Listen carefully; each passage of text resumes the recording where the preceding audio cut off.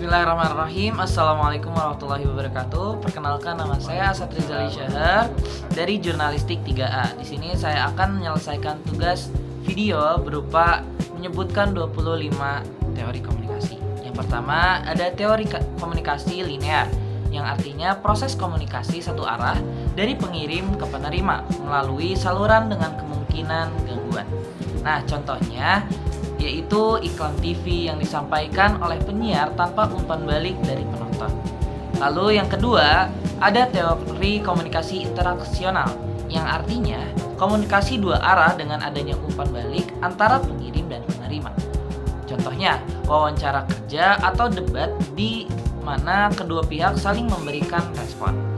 Lalu yang ketiga, teori uses and gratification, yang artinya audiens aktif memilih media sesuai kebutuhan informatif, hiburan, ataupun sosial. Contohnya, pengguna media sosial seperti kita memilih konten yang menghibur dan mengedukasi. Lalu, teori yang keempat yaitu teori behaviorism, yang artinya komunikasi dipandang sebagai stimulus dan respon yang bisa dipelajari melalui pengulangan. Contohnya, ada pada iklan yang mengasosiasikan produk dengan perasaan positif dan diulang-ulang. Lalu yang kelima, ada teori humanism, yang artinya menekankan komunikasi yang membangun tanggung jawab bersama dan pengembangan hubungan manusia. Contohnya seperti diskusi yang ada di kelas yang memberi ruang bagi mahasiswa untuk berpendapat. Lalu ada teori informatif, yang artinya fokus pada transmisi pesan dan efektivitas sinyal media. Contohnya, siaran radio yang sinyalnya jelas dan tidak terganggu. Lalu yang ketujuh, teori agenda setting. Maksudnya teori agenda setting artinya adalah media mempengaruhi apa yang dianggap penting bagi publik. Contohnya, berita utama tentang pemilu yang mendominasi perhatian masyarakat pada saat itu. Lalu ada teori konstruktivisme, yang artinya individu membangun makna bersama berdasarkan interaksi sosial. Yang contohnya adalah kelompok diskusi yang menghasilkan kesepakatan makna suatu isu. Dan yang kesembilan yaitu ada teori nativisme, yang artinya asumsi bahwa kemampuan komunikatif sebagian besar bawaan sejak lahir. Contohnya, anak-anak belajar bahasa secara alami tanpa diajarkan formal. Lalu yang ke-10, teori sibernetik.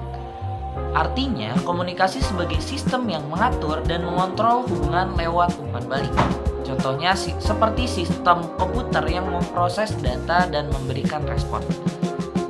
Selanjutnya, teori kognitivisme. Artinya, fokus pada proses mental dalam memahami dan belajar dari komunikasi. Contohnya, pembelajaran melalui presentasi yang membantu perubahan pemahaman siswa. Lalu ada teori ketergantungan media. Maksudnya adalah pengaruh media terhadap individu tergantung pada kebutuhan dan kondisi sosial. Contohnya, pada saat krisis, masyarakat lebih tergantung pada informasi dari media. Lalu ada yang ke-13 yaitu teori inokulasi, yang dimana artinya strategi komunikasi untuk membentengi individu dari pengaruh negatif argumen lawan. Contohnya pada saat kampanye yang mengantisipasi dan menolak argumen negatif dari pesaing. Lalu yang keempat ada teori kultivasi, yang artinya pengaruh media massa yang konsisten membentuk pandangan dunia terhadap audiens. Contohnya, tayangan televisi kekerasan yang membentuk persepsi bahwa dunia itu berbahaya. Lalu yang ke-15 ada teori spiral of silence, yang artinya individu cenderung diam jika pendapatnya minoritas demi menghindari isolasi ataupun dijauhkan oleh orang lain. Contohnya, pada saat diskusi, orang yang pendapatnya lebih berbeda dari mayoritasnya lebih memilih untuk diam. Lalu yang selanjutnya ada teori norma dan budaya. Pengertiannya yaitu komunikasi dipengaruhi oleh norma dan budaya masyarakat. Contohnya, cara berkomunikasi sopan santun yang berbeda antar budaya. Selanjutnya ada teori belajar sosial, yang maksudnya adalah membahas tentang perilaku dipelajari melalui observasi dan imitasi. Contohnya, ketika anak-anak meniru gaya bicara orang dewasa yang ada di sekitarnya. Lalu selanjutnya ada teori dependensi efek komunikasi massa, yang artinya efek komunikasi massa bergantung pada hubungan individu dengan sistem sosial. Contohnya, pada saat kita memilih produk, kita lebih cenderung terpengaruh oleh iklan-iklan yang besar pada konsumen yang belum mengenal produknya. Lalu, teori analisis transaksional. Artinya, komunikasi antar individu berdasarkan transaksi psikologis yang saling mempengaruhi. Contohnya, pertukaran pesan antara atasan dan bawahan di tempat kerja. Lalu, yang ke-20 ada teori difusi inovasi.